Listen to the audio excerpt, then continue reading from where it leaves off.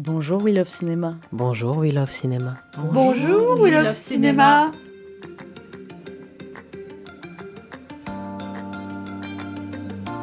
Le spectateur peut s'attendre à passer un bon moment. Et le spectateur va entendre beaucoup de choses, va en sortir élevé, éduqué. J'espère qu'il peut s'attendre à traverser des grandes émotions, parfois un peu lourdes, mais aussi très lumineuses. Des grands moments de complicité, de sororité, aussi des grands moments d'espoir, en tout cas, je l'espère.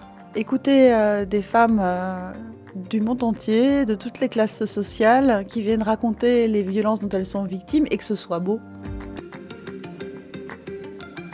Il y a une formation qui est obligatoire sur tous les tournages pour les violences sexistes et sexuelles. Je trouve que ce tournage, il a été vraiment encadré. Mais je trouve que dans la fabrication, il y avait un désir de respecter l'humain avec un grand H.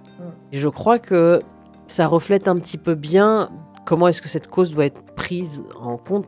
Elle doit être prise par tout le monde en fait. Notre manière de travailler, c'est dans la bienveillance, c'est dans le respect de tout un chacun, en règle générale et en particulier sur ce film. On ne pouvait pas s'emparer d'un tel sujet sans être vraiment vigilant sur ce qui se passe sur le plateau. Donc oui, on a travaillé, rappeler les règles qui sont évidentes de respect mutuel, de bienveillance et pour que tout le monde travaille dans de bonnes conditions. Et je crois que du coup, tout le monde a eu encore plus à cœur de livrer le plus possible. Que ce soit sur le plateau, autour du plateau, il y avait une grande concentration sur ce qui était défendu. Peut-être qu'un environnement un peu safe a permis ça. On a envie de faire du cinéma de cette manière-là. On peut pas juste faire des films pour le contenu du film. Enfin, je veux dire, ce qui compte, c'est aussi ce qui se passe quand on le fait. Donc ça doit être la même chose. Ce qu'on donne comme message dans un film, on doit aussi le vivre sur un plateau.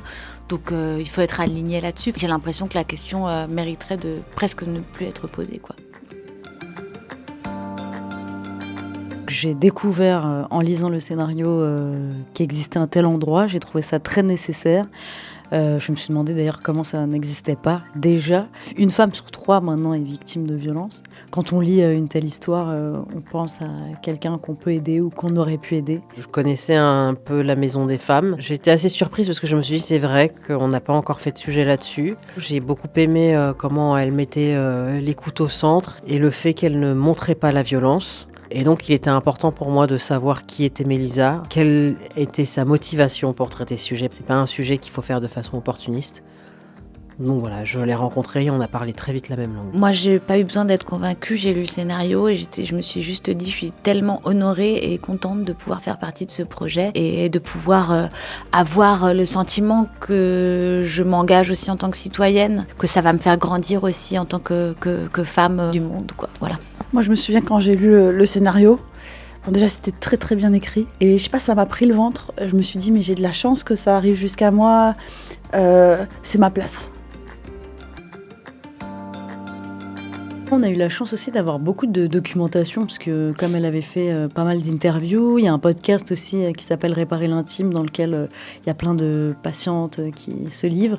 Donc on a eu la chance aussi, je trouve, d'avoir pas mal de matière aussi pour préparer ce rôle. J'ai pu parler avec Rada, on a regardé le texte ensemble pour m'assurer que j'étais bien toujours juste. Et on a pu ponctuellement se rendre à la Maison des Femmes dans ce souci de toujours être au plus juste. Le grand mystère pour moi était par exemple de comprendre comment elles arrivent à écouter, à être en position où on sent qu'on peut s'appuyer sur elles, comment elles peuvent aider à libérer la parole en face, comment elles gèrent leurs propres émotions. Et ça, il fallait quand même parler avec elles ou même le voir. On a eu des lectures en commun. Et puis nous, on a été à la Maison des Femmes. On a pu sentir un peu cet endroit, l'atmosphère de cet endroit qui est vraiment une atmosphère sécurisant, cocooning, où il y a des très belles écoutes et une très belle énergie qui circule.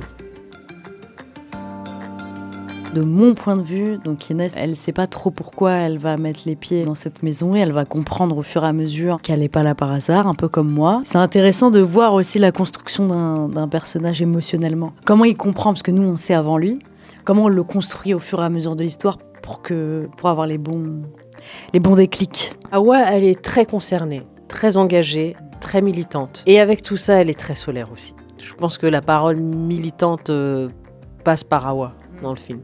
Moi, ce que j'ai aimé pour construire le personnage, c'était les essayages de costumes. Évidemment, une psy d'un endroit où voilà, les femmes sont victimes de violences, on peut s'attendre à ce qu'elles soient dans quelque chose de sérieux, de rigide et tout. Et en fait, pas du tout. Les costumières avaient préparé des bottes rouges en cuir, des jupes courtes. C'était d'emblée quelque chose autour de la féminité assumée, libérée. Et ça m'a vachement parlé. Et ça m'a beaucoup aidé à travailler le personnage. Ou peut-être j'étais partie dans une voie un peu trop sérieuse, justement, peut-être un peu cliché au final. Et c'est à l'image du film, en fait. Le film, il est plein de joie, il est plein d'espoir, il est plein de vie, parce qu'en fait, ça parle de se relever, de se reconstruire. À côté de la psy à bottes rouges, il y avait la coordinatrice des violences sexuelles avec des t-shirts à frites. Ça, c'était quand même génial d'avoir un personnage qui a de la fantaisie, quelque chose d'un petit peu rebelle et qui en même temps a des responsabilités et militante et quelqu'un à qui on peut faire confiance, qui vous donne une sensation d'écoute grande. Tout ça mélangé, c'était quand même... J'ai jamais eu ça moi au cinéma comme rôle. Le sujet m'est parvenu en entendant Rada Hatem parler de sa maison à la radio, de comment elle y travaillait avec ses équipes, de comment elle avait eu cette idée de proposer aux femmes victimes de violences dans un endroit unique tout ce dont elles pouvaient avoir besoin pour se relever. Et je me suis dit que ça ferait un film choral merveilleux, exactement le type de film que j'avais envie de faire. À chaque instant de la préparation, de l'écriture, du tournage, je me suis demandé comment toujours rester fidèle aux intentions de cette maison, qui sont l'écoute inconditionnelle, l'accueil inconditionnel, l'humanité inconditionnelle, le respect inconditionnel. Ça a été des lignes de conduite pour fabriquer ce film. Moi, je pense que c'est les scènes de groupe, la richesse du rapport humain qui était montrée dans ces scènes, hein, et de soins pour les patientes qui étaient... Enfin, c'est un peu comme si on avait accès aux coulisses de la Maison des Femmes. J'ai le souvenir d'une scène, justement cette scène où cette patiente raconte le souvenir qu'elle a de son excision.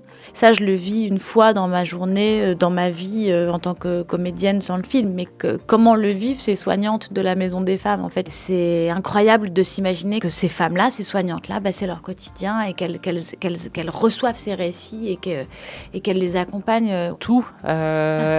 Non, mais tout dans le sens où on fait un premier film qu'une fois, donc c'est hyper important. J'ai eu énormément de chance de pouvoir être accompagnée par des actrices fantastiques comme celle-ci, par une équipe aussi généreuse. J'ai eu aussi énormément de chance de rencontrer ce sujet par hasard un peu. Toute cette aventure incroyable.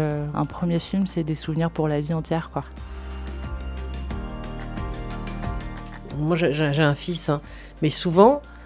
Quand je fais des films, maintenant, il est rentré un peu dans les critères de mes choix. Je vois les choses à travers lui et je me dis, je pense qu'il le verra sûrement avant, mais en tout cas, j'espère que ça créera chez lui de l'écoute, en fait, une envie d'écouter, de regarder ce qui se passe. Et j'espère qu'on n'en sera pas là, qu'on n'aura pas les mêmes chiffres aussi dans 20 ans. Voilà, qu'on n'aura pas à entendre les mêmes chiffres chaque année. Moi, j'espère qu'on va les fermer et qu'on n'aura plus besoin. En fait, c'est ça, mais t'as raison. Bah oui, c'est non ça dans 20 ans. Dans 20 ans, on dira, ce film, mais ça existait la Maison des Femmes.